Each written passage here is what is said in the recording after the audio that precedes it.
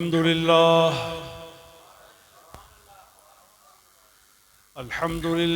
रब्बिल आलमीन वस्सलातु वस्सलामु अला सय्यिदिल हादीन व अला आलिहि त्तय्यिबीन अत्ताहिरीन व अस्हाबिहिल कामिलीन अल आरिफीन अल मुदारिईन लहू फिस्सिफ़ाति वल अअमाल। अम्मा बअदु फ़अऊज़ु बिल्लाहि मिनश शैतानिर रजीम। बिस्मिल्लाहिर रहमानिर रहीम।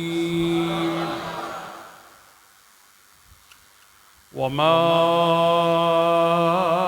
अर्सलनाक इल्ला रहमतल लिल आलमीन। सदक़ल्लाहु मौलानल अज़ीम व सदक़ रसूलुहुन नबियुल करीमुल अमीन व नहनु अला ज़ालिका मिनश शाहिदीन वश्शाकिरीन वल्हम्दुलिल्लाहि रब्बिल आलमीन। अमरना व लक़्क़ना बिक़ौलिही इन्नल्लाह व मलाइकतहु युसल्लूना अलन नबी या अय्युहल्लज़ीना आमनू सल्लू अलैहि व सल्लिमू तस्लीमा। अल्लाहुम्मा सल्लि अला सय्यिदिना व मौलाना मुहम्मद व अला आलि सय्यिदिना व मौलाना मुहम्मद व बारिक व सल्लिम व सल्लि अलैहि।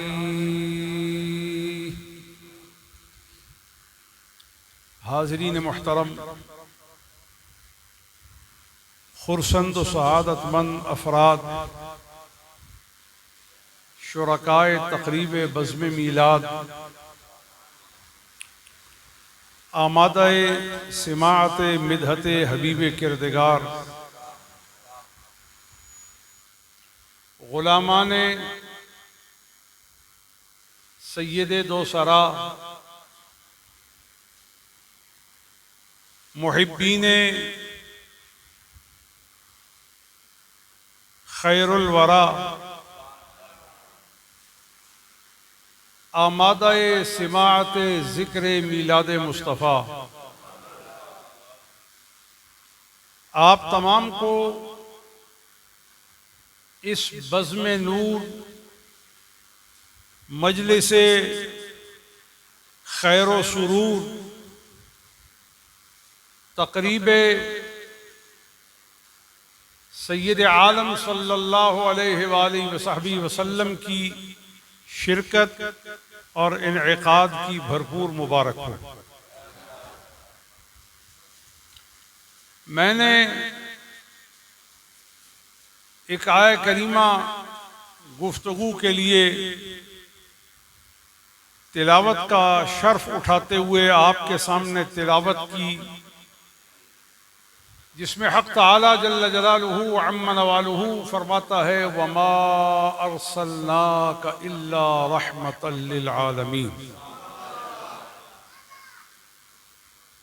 और नहीं भेजा हमने आपको इल्ला इस्तिस्ना है मगर रहमतन रहमत लिल आलमीन तमाम जहानों के लिए।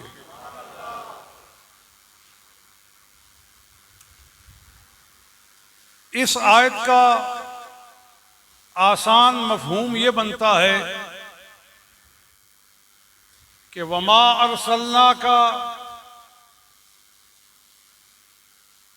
अरसलनाका लिशैइन मिनल अशियाए इल्ला जअलनाका रहमतल लिल आलमीन। इस कायनात में जितनी भी चीजें हैं,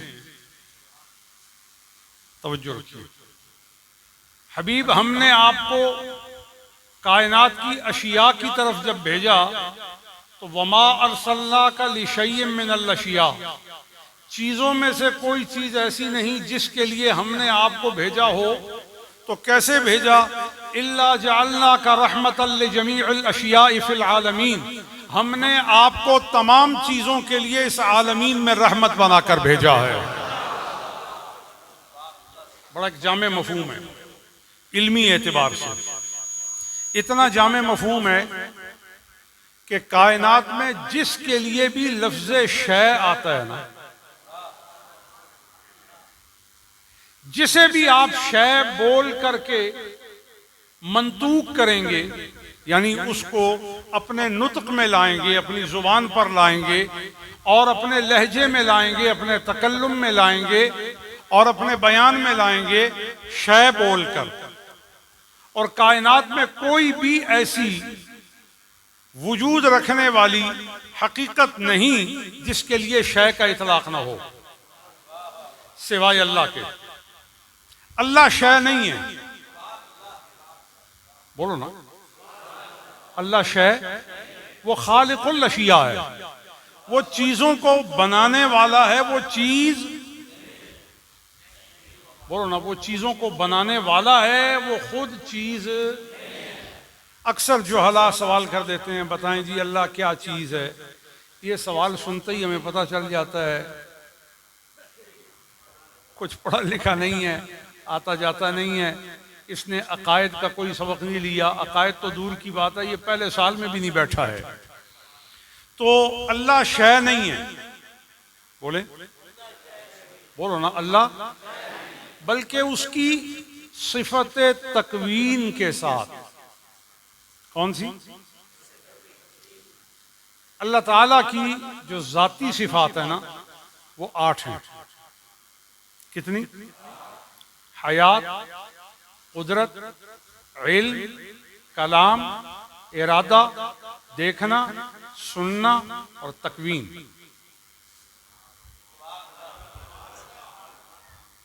ये अल्लाह जल्ल जलालुहु अम्मा नवालुहु की सिफात ज़ातिया हैं। कितनी? 8 हैं। और इन 8 को सिफात ज़ातिया कहा जाता है। ये फ़िक़्ह अकबर में बाकायदा ये मौजूद हैं। और जिस वक़्त हम इल्म कलाम का दर्स देते हैं और तुल्लाब को अकायद पढ़ाते हैं तो उसमें ये पढ़ाया जाता है। जिसको ये नहीं पता उसको तौहीद का नहीं पता। तो ये अल्लाह की 8 सिफात ज़ातिया हैं। अब 5 उसकी सिफात सिफात फ़ेलिया हैं। तख्लीक, तरज़ीक, इब्दा, इंशा और सुना। अब आप चकवाल वाले, सैदपुर वाले परेशान हो गए होंगे कि पीर साहब ने दरस निज़ामी की क्लास लगा ली है और फ़िक़्ह अकबर का दर्स दे रहे हैं। नहीं, कल्लिमुन्नास अला क़द्रि उक़ूलिहिम। मैं आपके ज़ौक़ और आपकी दिलचस्पी की बात करता हूँ, लेकिन आपको समझाना चाहता हूँ। ये बहस इसलिए मैंने छेड़ी है कि जो अल्लाह की सिफात ज़ातिया है ना, उनमें भी कोई शरीक नहीं। आप कहेंगे अगर शरीक नहीं तो उसकी पहली सिफत आपने गिनी है हयात, तो हयात तो हम में भी है। तो इसका क्या जवाब देंगे? तो उसका जवाब यह है, हमारी हयात सरासर मोहताज है। सांस की मोहताज, खाने की मोहताज, सर्दी में गर्म लिबास की मोहताज, गर्मी में पतले लिबास की मोहताज, रात में किसी ठिकाने के नीचे जाकर अब रात बसर करने की मोहताज, भूख लग जाए खाने की मोहताज, प्यास लग जाए पानी की मोहताज जी, और देखना हो तो आंखें खोलने की हाजत, और आंखें खुली हों तो नज़र की मोहताज, नूर की मोहताज, रेटना की मोहताज। अगर आंखें भी खुली हैं, पलकें भी खुली हैं और इस्तेदाद भी सारी पीछे मौजूद है, लेकिन आंख का आगे जो हदका है सिया, उस सिया के अंदर जो नूर का मरकज है, अगर वो ज़ाया हो जाए तो देख सकते हैं? तो भाई हम तो देखते हैं लेकिन देखने में भी मोहताज। लेकिन रब किसी शय का मोहताज नहीं। वो जो करता है अपनी शान के मुताबिक करता है, लेकिन किसी सबब से नहीं करता। इसका क्या माना है? ये बात मैं ज़रा, चूँकि अहम इल्मी बात है, ज़रा समझा के फिर जल्दी से आगे निकलता हूँ। इसका माना क्या है कि अल्लाह जो करता है वो अपनी कुदरत से करता है, अपनी शान से करता है, और जो उसको शाया है उसके मुवाफिक करता है, लेकिन वो किसी चीज़ के सहारे और वो किसी सबब से कुछ नहीं करता, क्योंकि वो खालिक है। मसलन मैं बोलता हूँ तो बोलने में मैं मोहताज हूँ जुबान का, लेकिन अल्लाह बोलता है जुबान से पाक होकर। मैं बोलता हूँ तालू के साथ जुबान को टकरा कर, अल्लाह पाक है तालू से।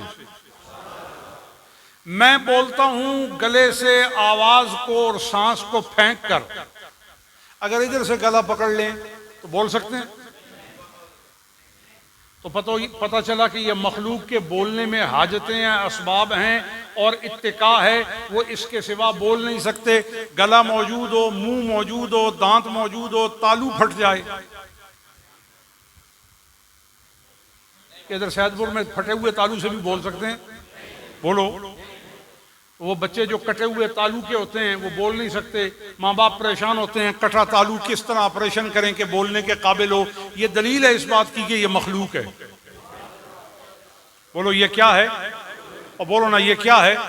तो इस तरह अल्लाह की जितनी सिफात हैं उनका मखलूक पर कोई कियास नहीं है।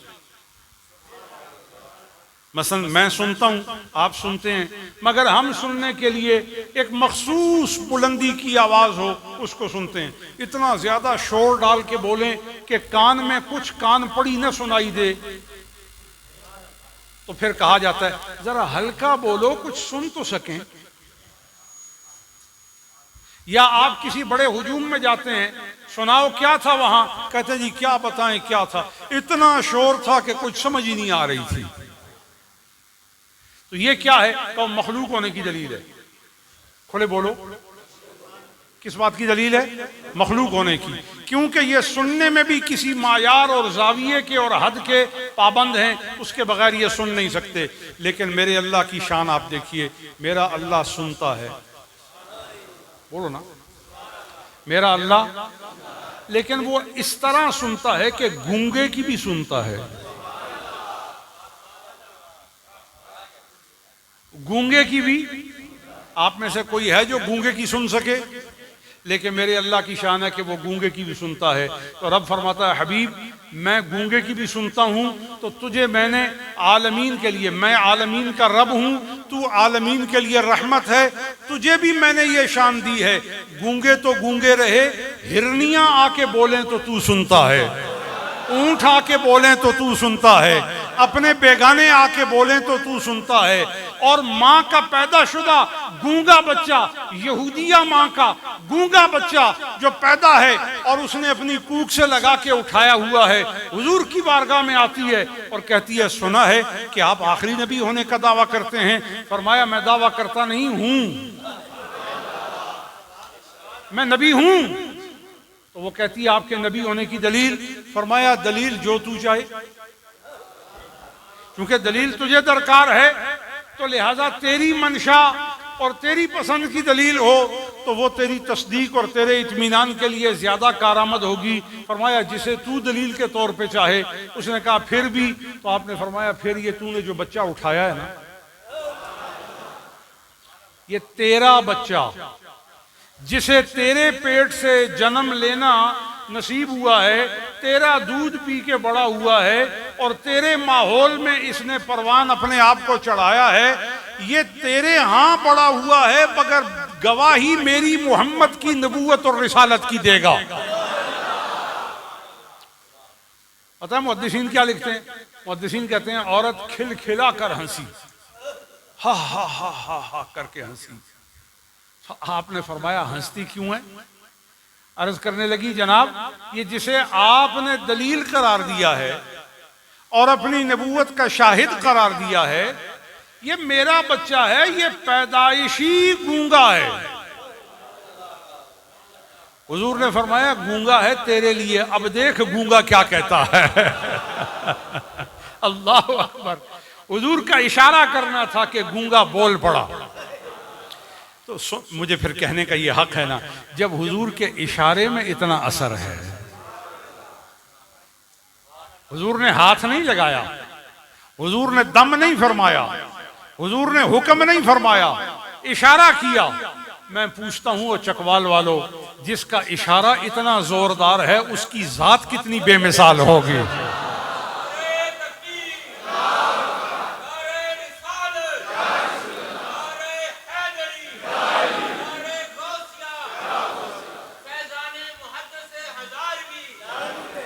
जरूरत इस बात की है कि हुजूर को पहचाने,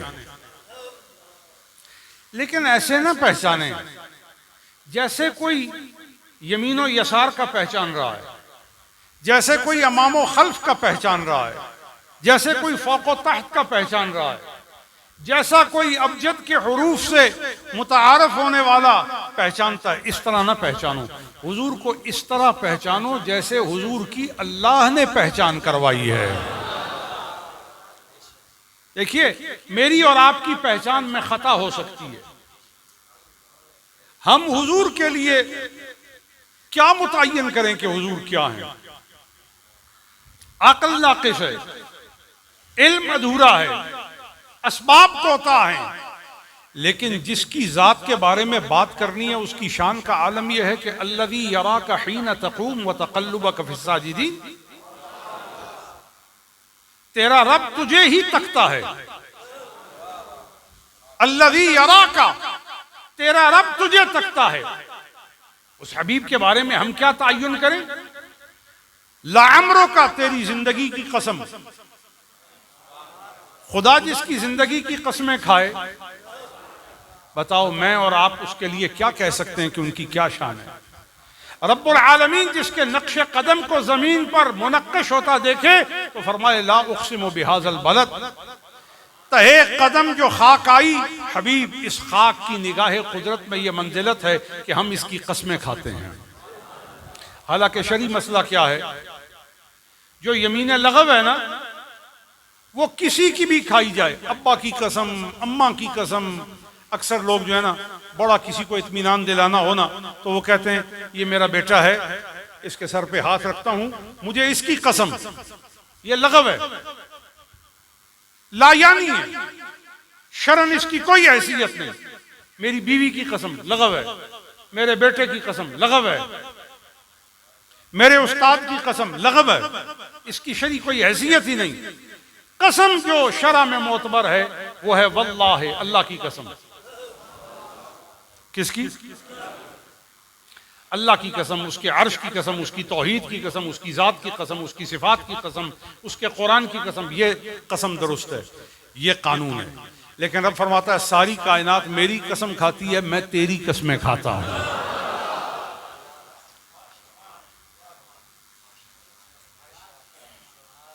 अब मैं चुप हूं, मैं इस पे कुछ नहीं बोल सकता। रब है, वो जिसकी चाहे कसम खाए। किसकी जुर्रत के मुफ्ती से पूछे फिर ईमान की खबर ले। रब फरमाता है मैं सारी कायनात का रब हूं, लेकिन मुझे सारी कायनात की तरफ अपनी रुबूबियत की निस्बत करके वो अपनी खास सिफात के इजहार का शान महसूस नहीं होता जब मैं ये कहता हूं ना, वह रब्बुक, तेरे रब होने की बात। जब वह इज़ क़ाला रब्बुक लिल मलाइका इन्नी जाइलुन फिल अर्द खलीफा, कहा जब तेरे रब ने फरमाया फरिश्तों से, यूं भी तो फरमाया जा सकता था वह इज़ क़ाला रब्बुल मलाइकति लिल मलाइका, जब फरिश्तों के रब ने फरिश्तों से फरमाया। कहा नहीं, मैं अपनी रुबूबियत की पहचान जिससे करवाना पसंद करता हूं वो सिवाय तेरे कोई दूसरा नहीं है। तो रुबूबियत की शान और इस्लाम की आन और हक की जो तमतराकियत है और हकीकत हक्का दीनिया जिससे तकवीयत पाती है वो लामुहाला मानना पड़ेगा, वो ज़ाते मोहम्मदिया है। हजरत अबू बकर सिद्दीक ने ख्वाब देखा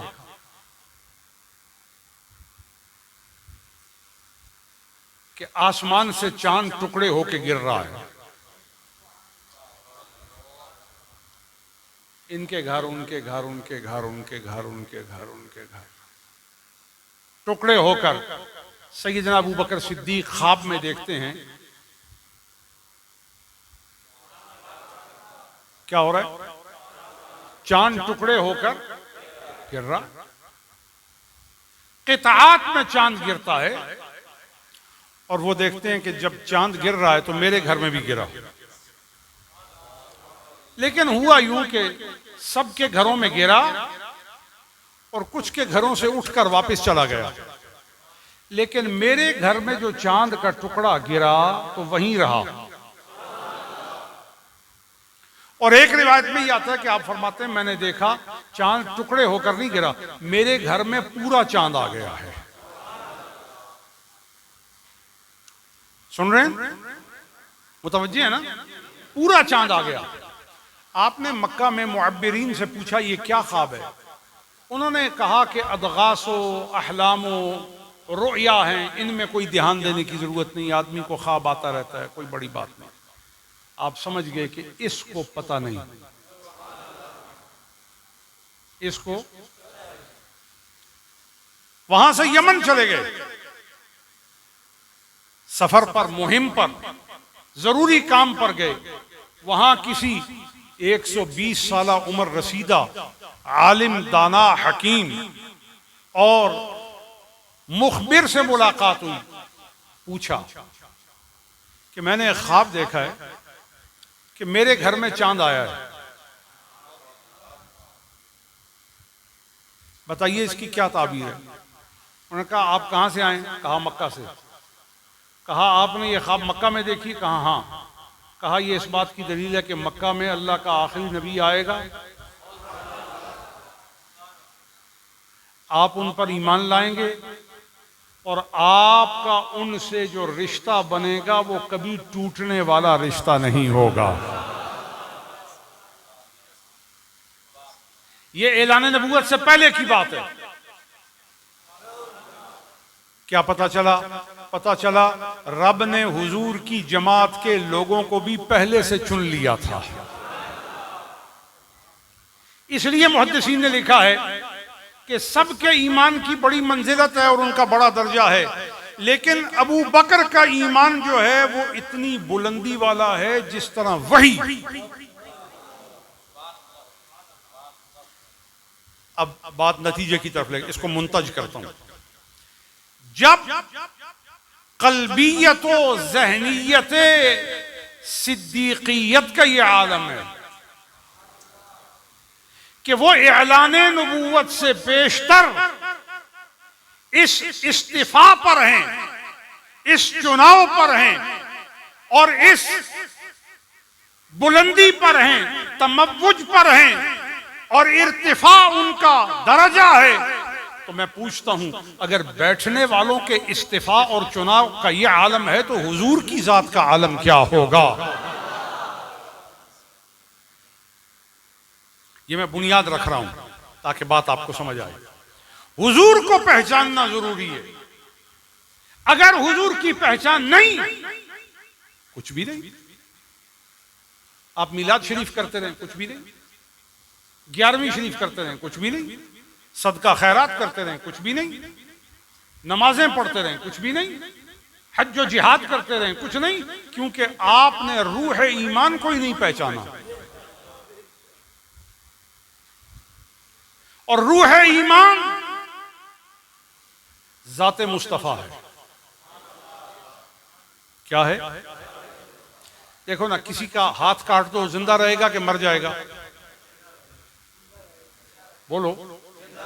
टांग काट दो, जुबान काट दो, नाक काट दो, कान काट दो, चमड़ी उतार दो, जिंदा रहेगा ना। लेकिन अगर किसी की गर्दन काट दो, कहो अब अगर कोई सूरमा भी हो तो गर्दन काट दो तो जिंदा। तो समझ लो पूरे बदन की हयात का जो तसलसल है वो नरखरा में रखा गया है।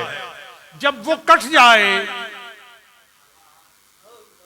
तो जिंदगी बाकी, बोलो ना जिंदगी बाकी।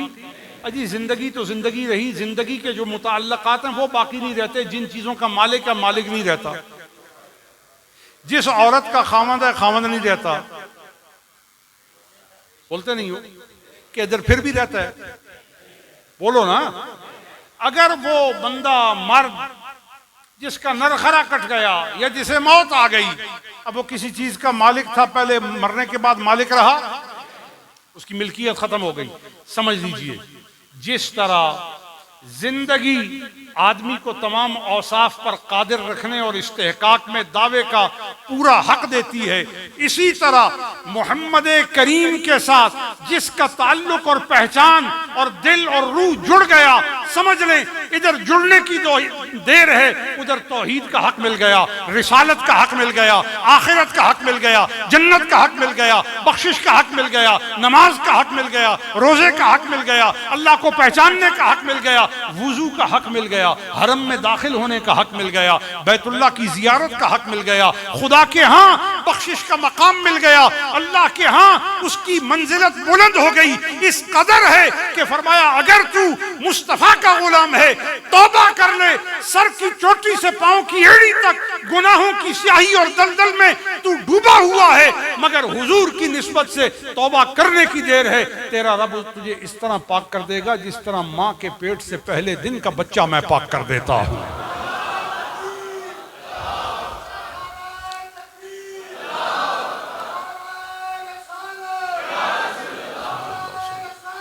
सल्लल्लाहु अलैहि वसल्लम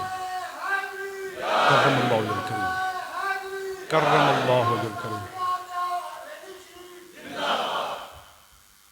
गौर फरमाएं, कौन है वो जात जो इंसान को रिवर्स करके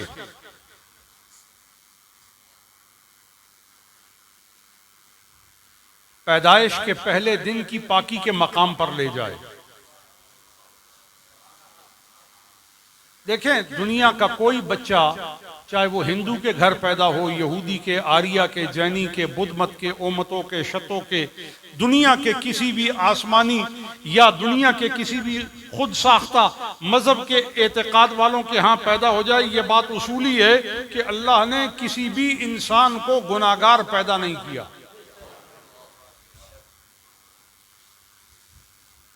ये हम और आप लोगों की पस्ती हिम्मत है कि अल्लाह ने तो बेगुनाह पैदा किया और फिर हम अपनी पस्ती हिम्मत की वजह से अल्लाह की मेहरबानी का वो जो आलम है उसकी कदरदानी नहीं करते और शैतान के पीछे भागते हैं, नफ्स के पीछे भागते हैं, दुनिया के पीछे भागते हैं, हलालो समझने से कासिर होकर भागते हैं। फिर नतीजा ये निकलता है कि जो आंख पाक होती है वो पलीद हो जाती है, जो जुबान पाक होती है वो वजनी हो जाती है, जो दिल नूरानी होता है वो एक एक धब्बा लेते लेते लेते सारा दिल सियाह हो जाता है और फिर लोगों में उसकी बात का असर नहीं रहता, तो दुआ की कबूलियत में क्या असर रहेगा। लेकिन अल्लाह की रहमत का अंदाजा लगाएं, इस तरह जो स्याही में डूबा हुआ, लुथड़ा हुआ, गुनाहों की गंदगी से आलूदा हो गया है, अल्लाह ने उसे पाक करने के लिए मुस्तफा करीम को भेज दिया है। को बात समझ आई?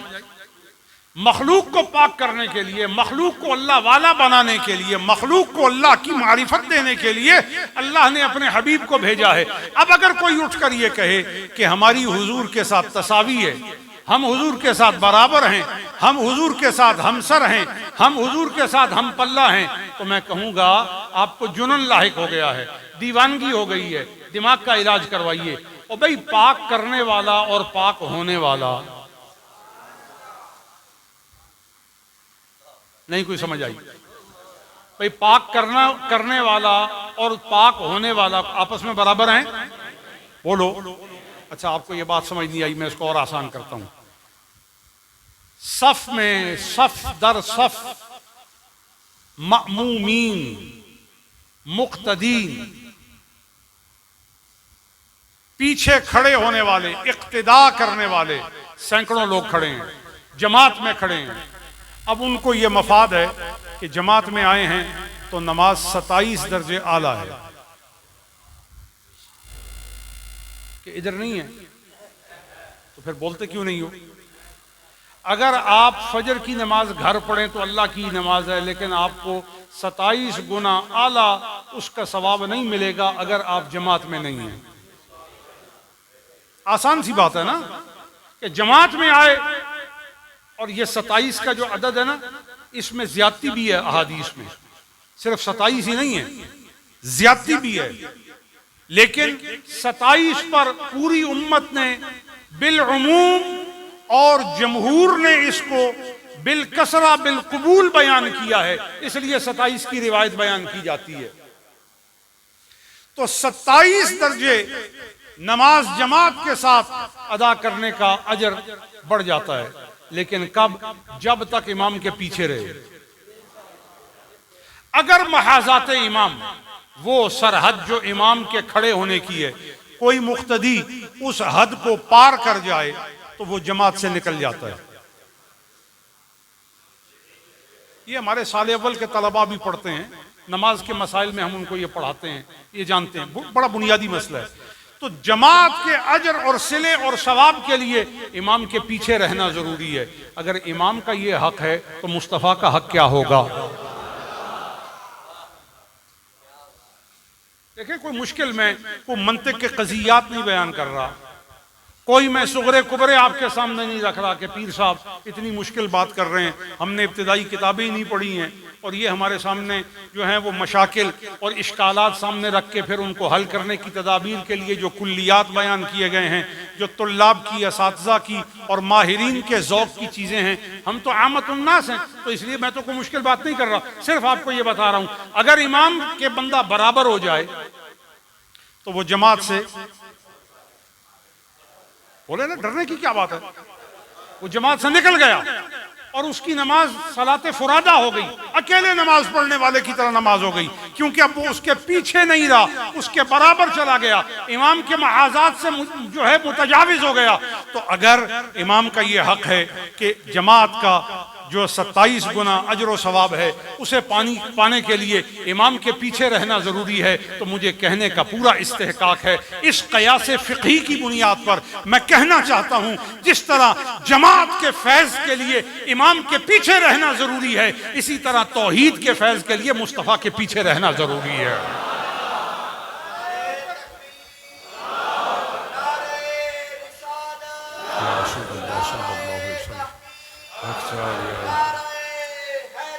या अली शेख या तो सय्यद आलम सल्लल्लाहु अलैहि वसल्लम को पहचाने। अगर नहीं पहचानेंगे तो फिर ऐसी हरकतें करेंगे जिससे ईमान जाया हो जाएगा। और देखें, अगर ईमान जाया हो गया तो कहां से लोगे? क्या खबर कि जिस लम्हा ईमान जाया हुआ फिर सांसों का तसलसल दोबारा है कि नहीं? इसलिए बड़े खबरदार रहो। हुजूर की पहचान किसी को भी हो जाए, मेरा ख्याल है आप थक गए हैं। हुजूर की पहचान, देखिए मैं लोगों को खुश करने के लिए बातें नहीं करता, बड़ी जिम्मेदारी से बातें करता हूं। आपको पसंद आए तो फबेहा, ना पसंद आए तो भी मैं यही बात करूंगा जो कर रहा हूं। हुजूर की पहचान किसी को भी हो जाए, इतनी तामीम के साथ जिम्मेदारी से बात कर रहा हूं, किसी को, अय्युमा कान,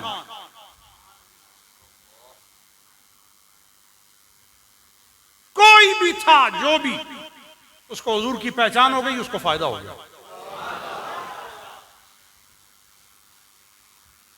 पीर साहब तायीन करें, मैं कहता हूं तायीन की जरूरत ही नहीं। हुजूर की पहचान जानवर को होगी, फायदा हो गया। हुजूर की पहचान पत्थर को होगी, फायदा हो गया। हुजूर की पहचान पहाड़ को हो गई, फायदा हो गया। हुजूर की पहचान लकड़ी को होगी, फायदा हो गया। हुजूर की पहचान किसी इंसान को हो गई, फायदा हो गया। ये जितने मैंने कहा ना, ये तमाम रिवायतों से मैंने इशारे दिए हैं। ये सब रिवायतें हैं और बाकायदा मौजूद हैं। और अगर सारी रिवायतें निकाल निकाल कर बयान करूं तो मैंने लाहौर जाना, इधर ही रह जाएगा काम सारा। उनमें से एक इशारा देता हूं आपको, और इशारा इसलिए देता हूं कि मैं समझता हूं कि आपकी अकल बेदार है और आपकी अकल काम करने के लिए तैयार है। और जिसकी अकल काम कर रही है और तैयार हो, उसको एक इशारा दें, वो ठिकाने पर मौजू के मकसूद और नतीजे पर पहुंच जाता है। एक आदमी को बता दें यह सड़क पिंडी जाती है, वो 10 कदम चलने के बाद कहे अब मुड़ना किधर है, तो आप कहें मैंने कहा था सीधी जाती है, फिर क्यों मुड़ा?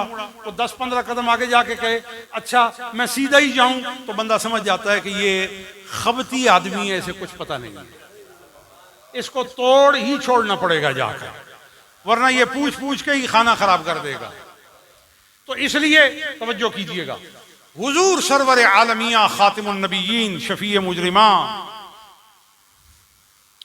आलिम मा कान व मा यकून सय्यदुल अव्वलीन वल आखिरीन साहिबुल मिअराज बिल कसरा साहिबुल फदाइल ला निहायत लह वला हद्द लह। आप मस्जिद नबवी में अव्वलुल अवाइल जब खुतबा इरशाद फरमाते तो मेहराब शरीफ के करीब एक खुश्क लकड़ी खजूर की उसका सुतून था।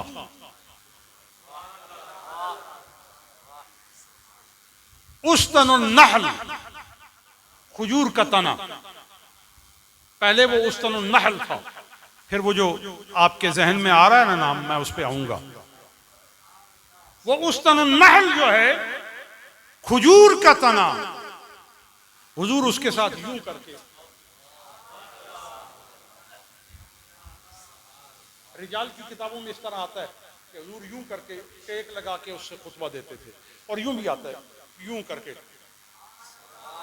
पुश्ते अनवर उसके साथ लगाकर हुजूर यूं खुतबा देते थे।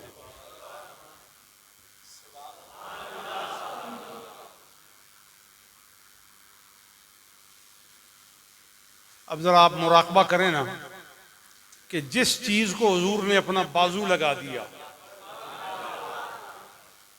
या जिसको हुजूर ने अपनी पुश्त लगा दी, कहो उसकी तो हालत ही और हो गई।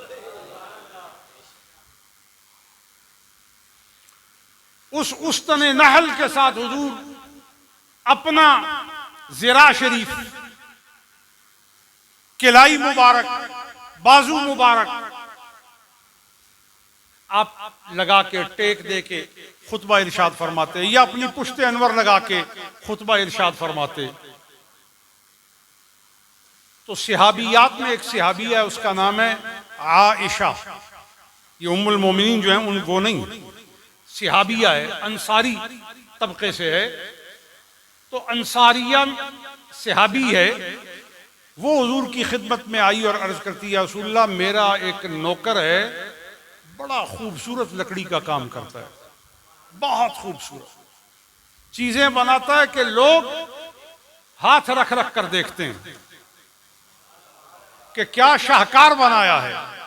आका अगर इजाजत दें तो उससे आपके लिए मिंबर ना बनवाऊं? क्या पता चला? पता चला कि सहाबा हुजूर के लिए चीज पेश करने के वास्ते भी ज़ौक़ ये रखते थे कि ऐसी चीज पेश करें कि उस जैसी दूसरी चीज भी ना हो। ढीले क्यों बोल रहे हैं भाई? आप पर तो आयद नहीं किया कि आप ऐसी चीज बना के लाएं, आपको सुनने का कहा है, तो सुनते ही आप इतने परेशान हो गए हैं। सबसे बेहतरीन चीज, बेहतरीन लकड़ी, बेहतरीन नक्शो निगार, बेहतरीन बनाने वाला। देखे ना, बनाने वाला बंदा ठीक ना हो तो दरवाजा तो वैसे भी बन जाता है, लेकिन उसकी चूलें हिली होती हैं। और बनाया तो था पर्दे के लिए, लेकिन उसमें इतने शिगाफ हैं और किवाड़ के अंदर से इतनी शिक्के हैं कि बंदा आसानी से अंदर झांक कर देख सकता है कि बैठा कौन है, लेटा कौन है, रहते कौन है, बंदे कितने हैं।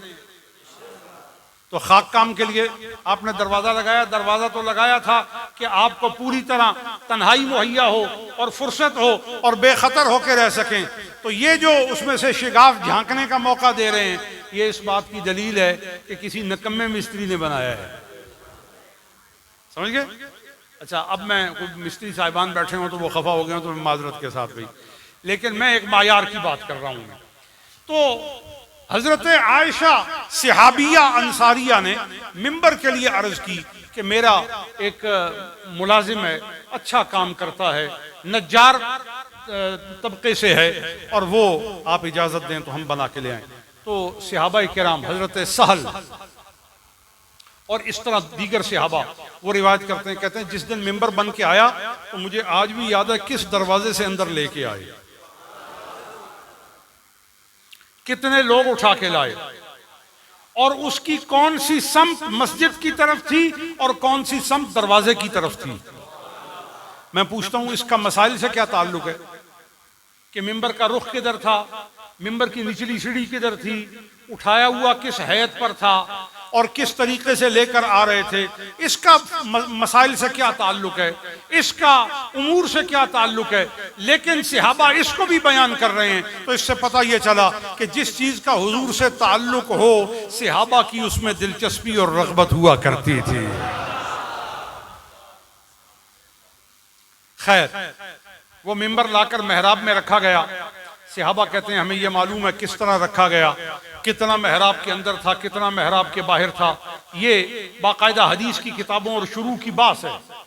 जिन लोगों ने अच्छे उस्तादों से दौरा किया है वो दौरे के दौरान ये तमाम चीजें पढ़ते हैं। बहरहाल ये तो मैं खवारिज बास में नहीं जाता और इससे वक्त जाया होगा। तो बहरहाल हुजूर जब मिंबर आ गया तो पहले हुजूर टेक लगाते थे उस तने से। हुजूर जब मिंबर पर तशरीफ लाए तो हुजूर ने जैसे ही फरमाया अल्हम्दुलिल्लाह व कफा,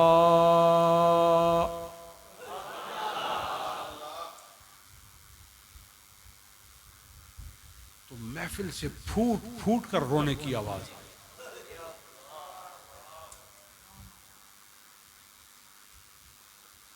हदीस के अल्फाज हैं कि महफिल में रोने की आवाज किस तरह थी, जिस तरह गाबन ऊंटनी रोती है।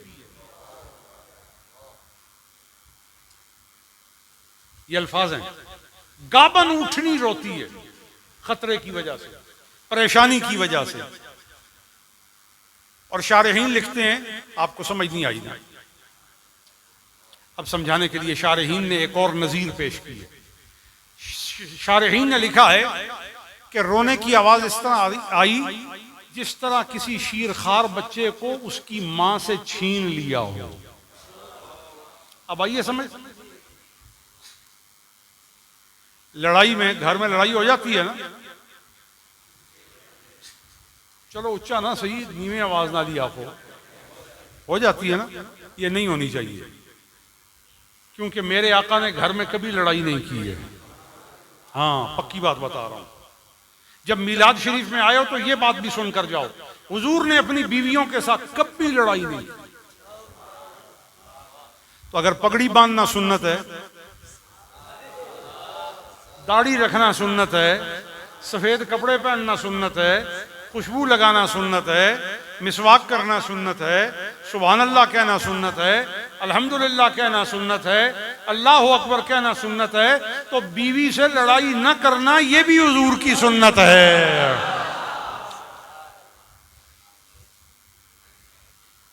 हाँ जी, सैदपुर वाले हो, ये भी हुजूर की, उन टिल्ले ना पैसों, ये भी हुजूर की। और कहो हम आज से सुन्नत पर अमल करेंगे। जे पानी चाहते ना तो के प्रोग्राम है, मेरा ख्याल है प्रोग्राम में पीर थी आज जाके बाई लेके पैसा हसी ना, इस तरह ये तरीका है, ये मेरे आका का अंदाज है, वो रहमतुल लिल आलमीन है। सूरह अहज़ाब के ज़ैल में बहुत से वाक़यात मौजूद हैं जो हमारे यहाँ उलमा बैठे हुए हैं, मुदर्रिसीन बैठे हुए हैं, वो मेरे इशारों को पहुँच रहे हैं। सूरह अहज़ाब के ज़ैल में तफासिर में बहुत से ऐसे इशारिये हैं कि सैयदा ज़ैनब बिन्त जहश बड़ी जुर्रत वाली हमारी माँ थी, तो बाकी अज़वाज मुतहरात भी जब हुजूर से कोई बात करना चाहती तो इनको कहती थी, और ये हुजूर से जिस तरह बात करती थी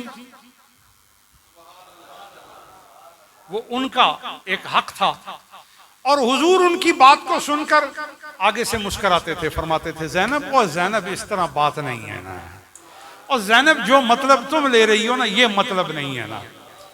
बसा औकात ऐसा होता कि अगर कोई ऐसी बात वो फरमा भी कर भी देती हुजूर की खिदमत में, और हुजूर दरवाजे के पास होते तो बाहर सहाबा किराम सुन लेते, तो हुजूर बाहर निकलते तो मुस्कुराते, फरमाते ये तुम्हारी माँ ज़ैनब बात कर रही थी मुझसे। तो देखे ना, हुजूर ने हर करीना सिखाया है, हुजूर ने हर अंदाज सिखाया है।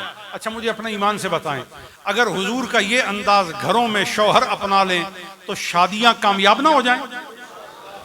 बोलो ना बोलो, मैं ख्याल है बाकियों का प्रोग्राम नहीं है। अगर घरों में शौहर हुजूर की ये सुन्नत अपना लें तो घरों में रहमत ना आ जाए? अच्छा मैं बात पलटाता हूं, सैदपुर वाले ये ना कहें कि आज पीर देने मर्दा पीछे लग गए जनाब। नहीं, अब मैं बात अपनी वापस मौजू की तरफ लाता हूं।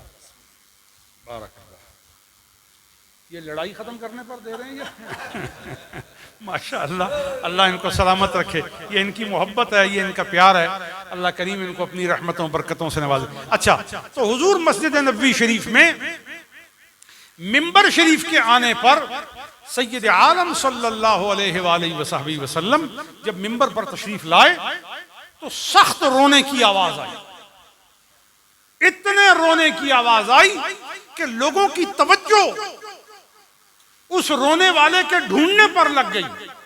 इधर देखें, उधर देखें, उधर देखें, उधर देखें। और अब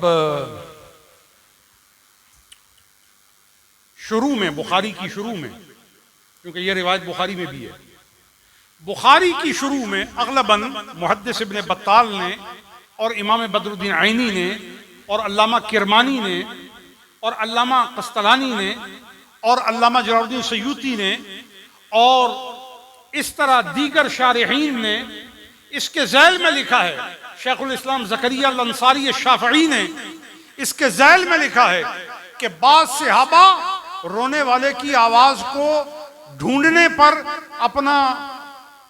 अपनी हिम्मत सरफ करने की बजाय वो भी रोने लग गए। रोने की आवाज में हम आवाज होकर वो भी, क्योंकि रोना खैर के लिए होता है ना, हिजर में होता है, फिराक में होता है, बोध में होता है, तो सहाबा भी रोने लग गए। कहा सबसे पहले जिसकी हुजूर के मजमे में रोने की आवाज आई वो अबू बकर सिद्दीक थे। फिर और भी अंसार में से कुछ लोग रोने लग गए। तो हुजूर ने फरमाया तुम जानना चाहते हो कि ये कौन है? फरमाया ये सुतून है, खुश्क लकड़ी है, ये मेरे हिजर और फिराक में रो रही है।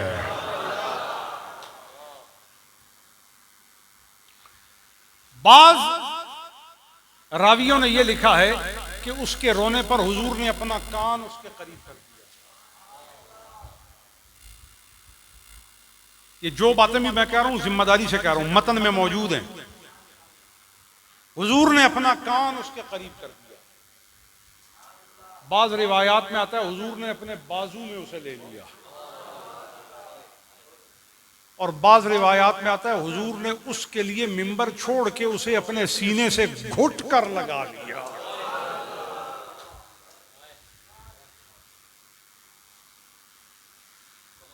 और सहाबा कहते हैं इनमें से जो भी हालत है, कान की हालत है, बाजू की हालत है, या उतर कर सीने से लगाने की हालत है, सहाबा कहते हैं इनमें से जो भी हालत थी ना, हुजूर ने जो भी इन तीनों चीजों में से जो सूरत भी फरमाई, ये काम करने की देर थी, रोने की आवाज रुक गई। मेरा मुकद्दमा याद है, हुजूर की पहचान जिसको भी हो, ये मेरा मुकद्दमा था। ये इल्मी बास का हिस्सा है मुकद्दमा। जिस आदमी को मुकद्दमा कायम करना नहीं आता उसे गुफ्तगू करने का हक ही नहीं है। और ज़हीन तालिब इल्म मुकदमा कायम करता है, मुकदमा कायम करके फिर उसके साथ दलाइल जोड़े जाते हैं और दलाइल जोड़ के फिर अपने मुकदमे को साबित करके फिर नतीजा मुरतब किया जाता है। लेकिन ये पढ़े लिखे लोगों का काम है जो असातिज़ा के सामने बैठते हैं और जो जो मुतअल्लिम बनकर और मुस्तनीर बन के, मुस्तरशिद बनकर उस्ताद को मुर्शिद बना के उसके सामने बैठते हैं और फिर उससे सीखते हैं और समझते हैं और फिर वो अपने जहन और अक्ल और दिल को रोशन करने की तदबीर करते हैं। हुजूर ने जब उसको अपने बाजू में ले लिया या अपने सीने से लगा लिया या कान मुबारक, ये कान की बात बाद में करते हैं, बस पहले ये दो बातें करते हैं, बाजू में ले लिया या अपने सीने से लगा लिया, तो जैसे ही ये काम हुआ उसका रोना रुका। अब अगली बात आती है, अब कान लगाया, रोना तो रुक गया, अब कान लगाने की बात समझ में आती है। कान क्यों लगाया? हुजूर ने उससे कुछ पूछा,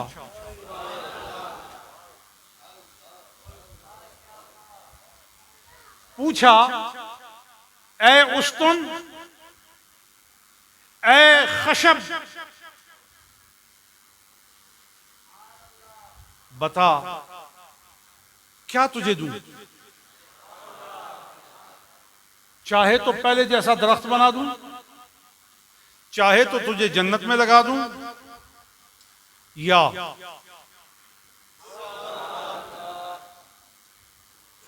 बाज़ मुहद्दिसीन ने कहा कि उसने दूसरी बात के लिए कहा, उसने कहा या रसूलल्लाह नहीं, मुझे दोबारा हरा दरख्त नहीं करना, क्योंकि हरे होने की फिर कोई याद होगी। मादूद और मुतय्यन हरा नहीं करना, क्योंकि बाहर का एक जमाना है, फल का एक वक्त है। तेरे आजाद बंदों की न ये दुनिया न वो दुनिया, यहां मरने की पाबंदी वहां जीने की पाबंदी। तो मैं पाबंदियों से निकलना चाहता हूं और जो शर्फ मिला है ना, ये शर्फ नहीं छोड़ना चाहता। तो फरमाया फिर क्या चाहता है? अर्ज किया रसूलल्लाह फिर जन्नत में मुझे अपना मिंबर बना ले।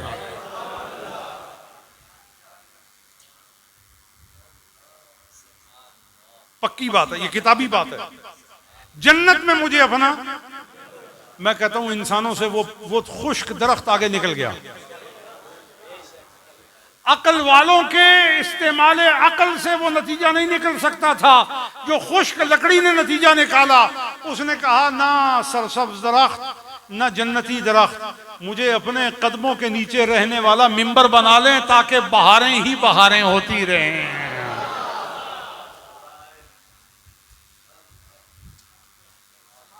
तो मुकदमे का नतीजा यह है कि हुजूर की पहचान अगर लकड़ी को हो जाए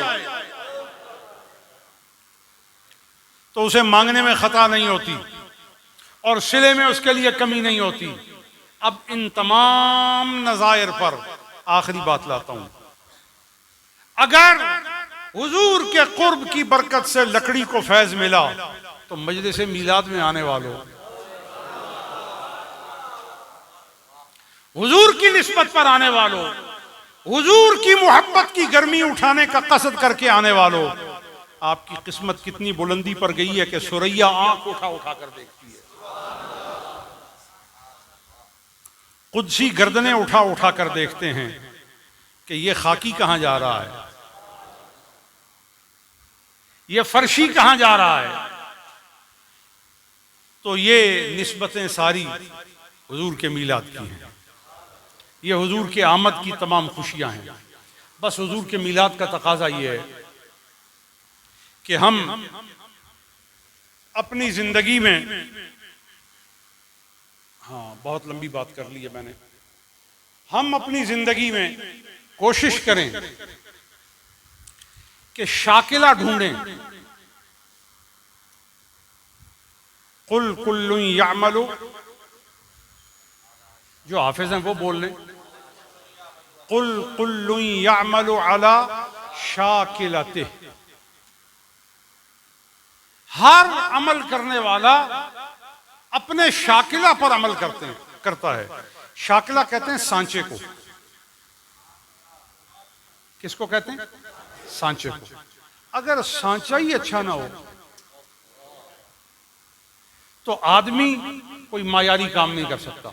तो फरमाया ए मेरा कलमा तौहीद का पढ़कर मुस्तफ़ा की खत्म नबूवत का इकरार और तस्दीक करने वालों, तुम्हें मैंने शाकिला भी मुस्तफ़ा का दिया है। अपने आप को उस सांचे में ढाल लो। अब जिस जिस पर हुजूर का नक्शा होगा, जिस जिस पर हुजूर का नक्शा होगा, उसके साथ रियायत होगी, कोई हिसाब नहीं होगा, कोई घबराहट नहीं होगी। और ये भी एक फ़िक़ी कायदा है। कायदा ये है कि अगर आप मुख्तलिफ नौइयत के कपड़े लेकिन ऐबदार ना हों ठीक, उन तमाम को, कोई रेशमी है, कोई सूती है, कोई पॉलिएस्टर है, आप उन तमाम को, हों कपड़े, हों कारआमद, हो काबिल ख़रीद, और उसकी कीमत अदा करने के बाद कीमत अदा करने वाला खसारा महसूस न करे। कारआमद और नफ़ा बख्श कपड़ों के मुख्तलिफ अनवा के कितात को, टुकड़ों को एक गठड़ी में बांध के आप मंडी में खड़े होकर कहें इस गठड़ी की ये कीमत है, इस गठड़ी की, लेकिन गठड़ी में कोई ऐबदार नहीं, तो अज़रू शरा उस गठड़ी की एक कीमत मुकर्रर करके उसको बेचना दुरुस्त है। क्या है? और अगर आप खरीदने वाले को मना कर दें कि खोल के देख नहीं सकते, लेकिन जमानत है, इसमें कोई ऐबदार नहीं और इसमें कोई नुकसान वाली चीज नहीं, फायदे वाली चीज है, जिस कीमत पर लोगे उसमें खसारा नहीं होगा। शरन ऐसी तिजारत, शरन ऐसी कीमत का तयन, शरन ऐसी शरा, शरन ऐसी बै, ये दुरुस्त है, हराम नहीं है, मना नहीं है, और ये बै गरर में नहीं आती है, इसको दुरुस्त बै करार दिया जाएगा। तो इससे पता ये चला कि क़यामत को जब हुजूर अपनी सारी उम्मत को लेके जाएंगे, हुजूर इलाही में अर्ज करेंगे, मौला अलग अलग की बात नहीं होगी, सबको इकट्ठा करके एक गठड़ी में लेके आया हूँ, अपनी शफाअत की गिरा लगा के लाया हूँ, सब की बात एक ही बार होगी, बता इन सब को जन्नत में भेजता है, मैं शफाअत करता हूँ। रब फरमाएगा जिस पर तेरी शफाअत की गठड़ी की गिरा लग गई है, ऐ हबीबा हम उन्हें जन्नत में दाखिल करने का तुझसे वादा फरमाते हैं।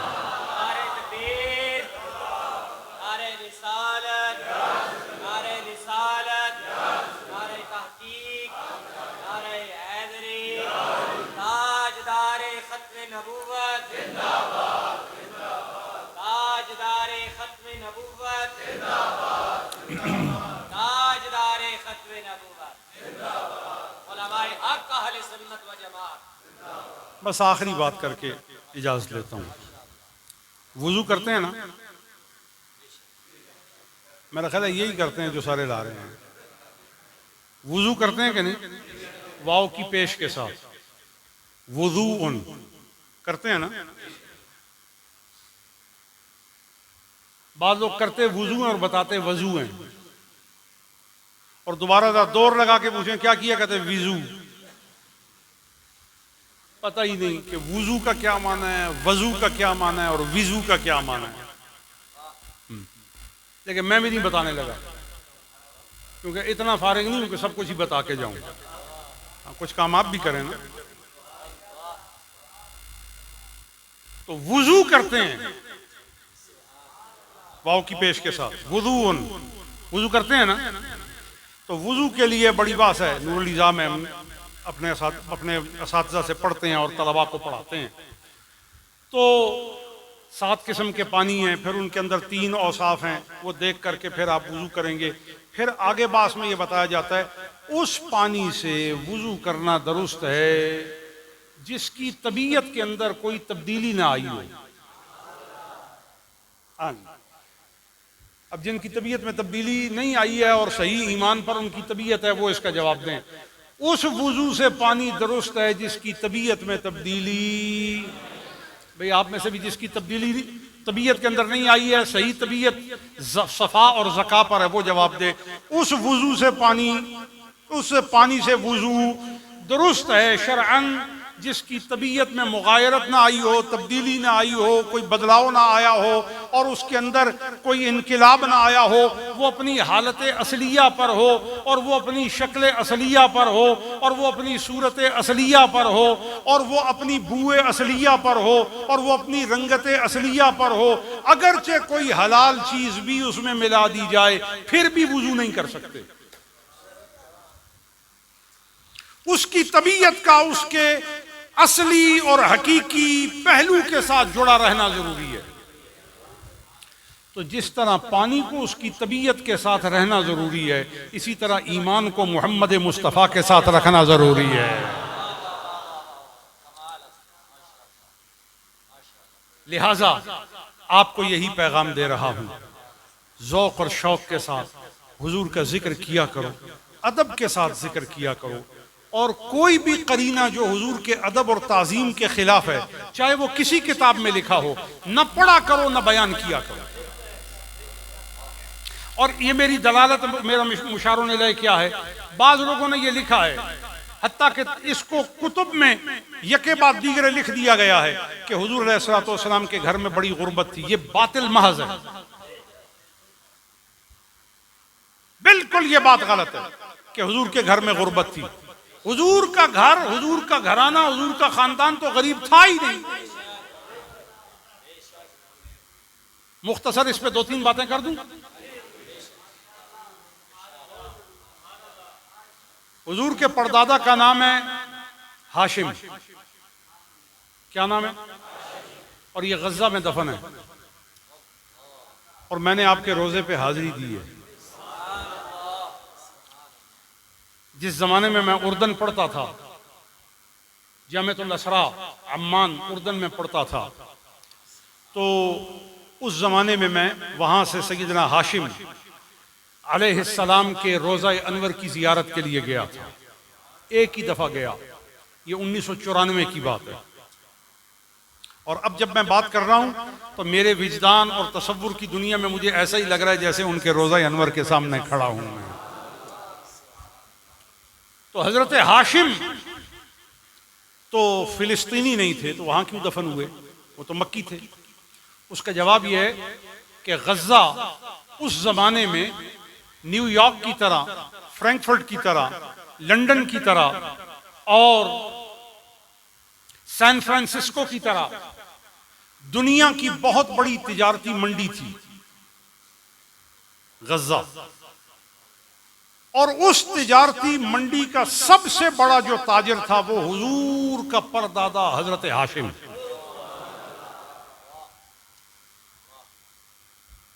इतने मालदार कि आप मक्का में आए तो देखा हज का मौसम है और कहत पड़ा हुआ है और हाजी भूखे प्यासे हैं।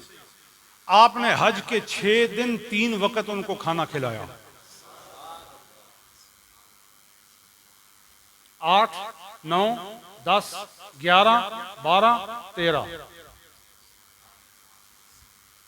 अय्याम हज। 13 और 12 में ताखीर और तकदीम की इजाजत है। फमन तअज्जल फी यौमैन फला इस्मा अलैहि वमन तअख्खर फला इस्मा अलैहि।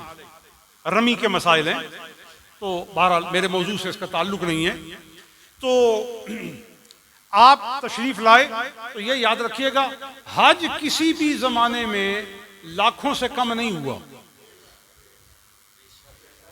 पैसों की बात नहीं कर रहा, तादाद हाजियों की बात कर रहा हूं। हाजी हर जमाने में लाखों की तादाद में जाते रहे, लेकिन चलें लाखों न सही, हजारों से नीचे कभी नहीं हुए। चले क्यों? थक गए हो मेरा ख्याल है। हजारों से कम हाजी कभी भी। मस्जिद में कितने सारे लोग बैठे होंगे, बाहर भी और अंदर भी कितने लोग होंगे जी? 100 के करीब हो गए। चले 100 सही। इनका लंगर एक बंदे ने बनाया या मिल के? क्यों भाई बोलते नहीं हो? मिल के बनाया। 100 बंदों को रोटी एक बंदा नहीं दे सका, मिल के दे रहे हैं।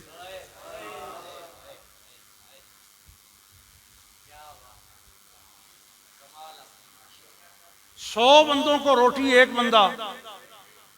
तो सैदपुर वाले हो हड वरती गल जी थोड़ी वो आखना पाया मैं। 100 बंदों को रोटी एक बंदा, और सब ने आपने कहा पीर आ रहे हैं हवेलियां से, मिलाद शरीफ करेंगे, बंदे होंगे काफी, पसली नहीं है इतनी, सारे मिलो। और बंदे कितने होंगे? 100 होंगे, शायद पीर की वजह तो 150 हो जाए। और जिस अगर लंगर खोल सा तो फिर पता नहीं 100-150 और भी आ जाए, 200-250 हो जासी, तो कम औखा हो जासी। 100-200 बंदों को खाना खिलाना अगर मुश्किल लगे तो जो 6 दिन हाजियों को खिलाए, नाश्ता भी कराए, दोपहर भी खिलाए, रात को भी खिलाए और साथ भी दे और कहे जो आ गए हैं वो खा लो, जो खैमों में रह गए हैं उनके लिए भी ले जाओ।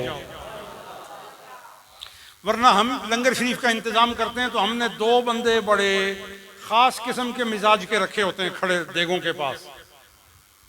तू किसी दी रियायत नहीं करनी, एक गल याद रखी, जे होई रियायत आज बेइज्जत हो जासी, कोई लिफाफे में ले जासी, कोई उधर ले जासी, ते ना पीछे लोग देखते रह जाते। इस तरह होना 2 बंदे ढूंढ के खड़े कीते उन्हें, भाई तू किसी नहीं छोड़ना, कहो जी इत्थे खाओ, भावें 10 प्लेटां खानियां नाल नहीं खड़ सकते क्योंकि इंतजाम है। लेकिन वाह हजरत हाशिम की सखावत, कहा इधर खाना है तो खाओ, साथ ले जाना है तो ले जाओ, भर भर के ले जाना है तो ले जाओ, क्योंकि ये मुस्तफा के परदादे का लंगर लगा हुआ है। और कहा हाँ एक बात याद रखो, रोटियां तोड़ के तुम लुकमे खाओ, मुझे ये गवारा नहीं। हमने रोटियां पहले ही तोड़ के सालन में डाल दी हैं ताकि फौरन खाते चले जाओ। तो ये जो टुकड़े टुकड़े करके रोटियां डाली ना, इस पर उनको हाशिम कहा कि इतना सखी, इतना मेहरबान, इतना जबरदस्त मेहमान की जियाफत करने वाला कि रोटी तोड़ने की भी जहमत गवारा नहीं करता, रोटी भी तोड़ के सालन में डाल के सरीद बना के दे रहे हैं। तो जो बंदा 6 दिन हजारों लोगों को 3 वक्त का खाना खिलाए और ऊंटों पर ऊंट ज़बह करके खिलाए, लेकिन कहने वाला कहे कि गरीब हैं। फिर हुजूर के दादा हजरत अब्दुल मुत्तलिब बड़े चोटी के ताजिर थे और अबरा ने काबा पर हमला किया। हमला करने के इरादे से आया, हमला तो कर ही नहीं सका, हमले के इरादे से आया, वादी मुहस्सर में ही ढेर हो गया। तो उसने हजरत अब्दुल मुत्तलिब का तिजारत का काफिला रोक लिया। तो बादशाह 10, 20, 50 ऊँटों या सवारियों पर लदा हुआ सामान रोकते हैं, या इतना सामान काफिले का हो के रोकें कि उनकी फौज के लिए भी काम आए, लड़ाई के लिए भी काम आए और उनकी भी जरूरत पूरी करे। कहो ऐसा होता है, बोलो ना। तो बादशाह ने जिसके काफिले को लूट कर अपनी फौज की और अपनी मदद के लिए जिसे रोका, वो हजरत अब्दुल मुत्तलिब का काफिला था। और हजरत अब्दुल्ला को जमजम शरीफ के मिलने पर आपने ये नजर मानी थी कि अगर जमजम का कुआं निकल आए तो मैं अपना सबसे प्यारा बेटा ज़िबा करके अल्लाह के नाम पर दूंगा। अब जमजम का कुआं निकल आया तो सबसे प्यारे हजरत अब्दुल्ला थे। आप परेशान हुए कि अब इसको ज़िबा कैसे करूं, बहुत प्यारा बच्चा है। तो पूछा गया कि अब ऐसी नजर मानी हो तो फिर उसके लिए क्या तदबीर होगी शरी। तो बताया गया कुरा डालें। कुरा ये डाला कि 10 ऊंट या अब्दुल्ला। पर्ची उठाई तो पर्ची में नाम आया अब्दुल्ला। उन्होंने कहा कि इनके बदल में 10 ऊंट। दोबारा पर्ची डालो, फिर पर्ची डाली, उठाई, नाम निकला हजरत अब्दुल्ला। कहा 10 ऊंट और कर दो। कितने हो गए? यूं करते करते 100 ऊंट। कितने? तो जो बच्चे का बदल 100 ऊंट देने में जरा भी देर न करे सोचने की,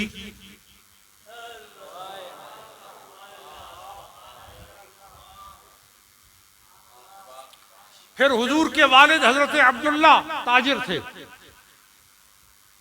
और मदीना शरीफ में वो फौत क्यों हुए? क्योंकि वो गज्जा से तिजारत करके अपने ससुराल के पास आके कयाम में 1-2 दिन के लिए रुके थे। तिजारत के लिए गज्जा जाते थे, यमन जाते थे, दिमश्क जाते थे। बहुत बड़े ताजिर थे और हुजूर अलैहिस्सलातु वस्सलाम के लिए अपने वालिद के तरका में जो माल है वो भी पढ़ लें कितना था।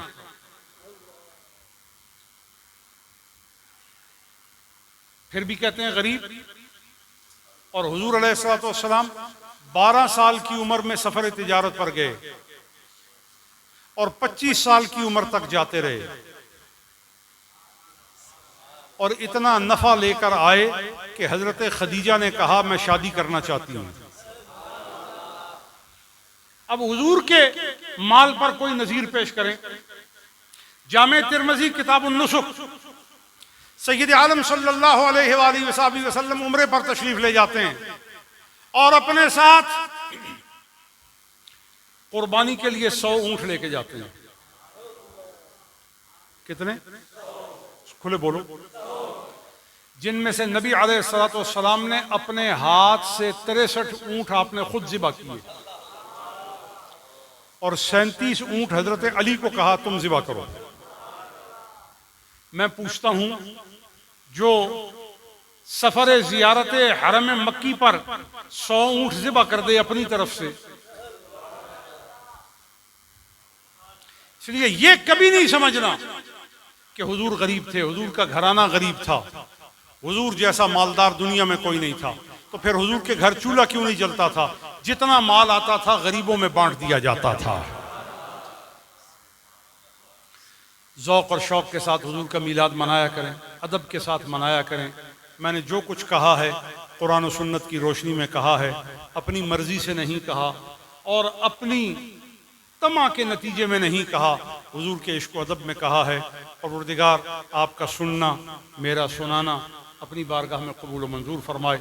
वमा तौफीक़ी इल्ला बिल्लाह अलैहि तवक्कलतु व इलैहि उनीब। आमीन।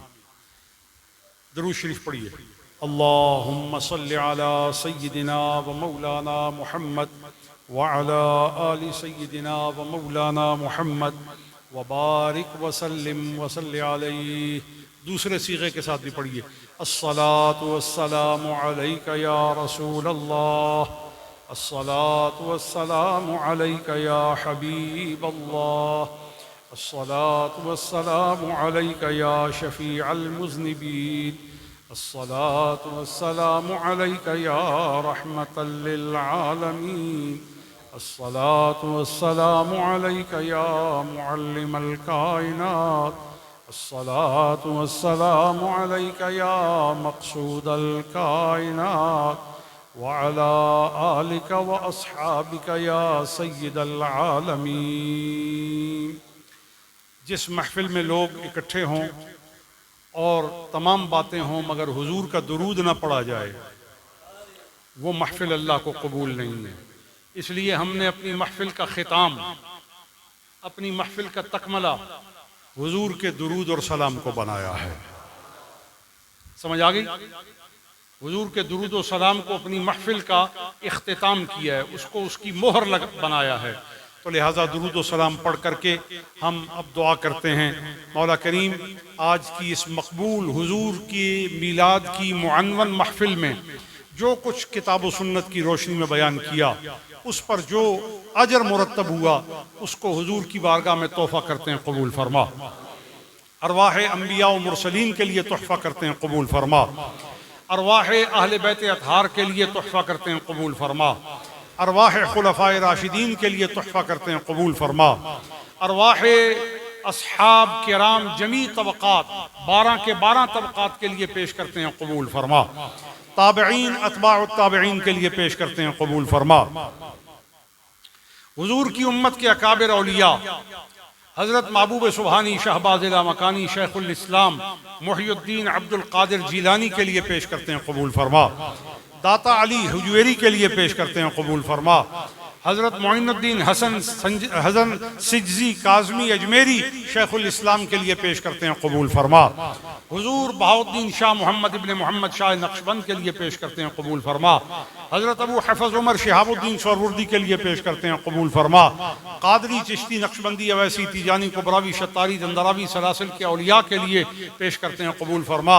ख़ाजगान महबूबाबाद शरीफ के लिए पेश करते हैं, कबूल फरमा। हज़रत ख्वाजा ख़ाजगान शेखुल इस्लाम वल मुस्लिमीन हज़रत ख्वाजा मुहद्दिस हज़ारवी क़द्दसल्लाहु सिर्रहु सामी के लिए पेश करते हैं, कबूल फरमा। मौला ताला आज की इस महफिल में जितने लोग बैठे हैं इनके अक़रबा अइज़्ज़ा में से, इनके बड़े छोटों में से जितने फौत हुए उनके लिए इसका सवाब पेश करते हैं, कबूल फरमा। हम अपने माँ बाप के लिए, हम अपने बच्चों के लिए, बहन भाइयों के लिए, अपने मुरीदीन, अतबा, मुस्तनीरीन, मुस्तरशिदीन, मुतअल्लिक़ीन, तुल्लाब और इक्तिसाब फैज़ करने वालों में जो फौत हुए उनके लिए भी पेश करते हैं, कबूल फरमा। हुजूर की मीलाद की महफिल का सदका मौला हमारे सीनों को रोशन फरमा दे, हमारी निगाहों में हया अता कर दे। मौला करीम हुजूर की उम्मत का दर्द अता कर दे, हुजूर की उम्मत के साथ इखलास अता कर दे, हुजूर की उम्मत को एक करने की तौफीक अता फरमा। मौला करीम नफ़रतों की बीमारियों को दूर कर दे। मौला हम जो एक दूसरे अहले इस्लाम को देखकर मुंह फेर लेते हैं, सलाम नहीं करते, अल्लाह हमारे दिल से कीना निकाल दे, हमारे दिल से नफरत निकाल दे, हमारे दिल से ताज्जुब निकाल दे। और अल्लाह जो गुमराह हो गए हैं उन्हें हिदायत देकर फिर मुस्तफ़ा के कदमों में लाने की तौफीक अता कर दे, और जो नहीं आते उनको बार बार मुतवज्जे करने की तौफीक अता कर दे। अल्लाह हमें हुजूर की उम्मत की कुल्ली में से किसी को निकालने वाला न बना, हुजूर की उम्मत की कुल्ली को और ज्यादा तवाना और कवी रखने की तौफीक अता फरमा।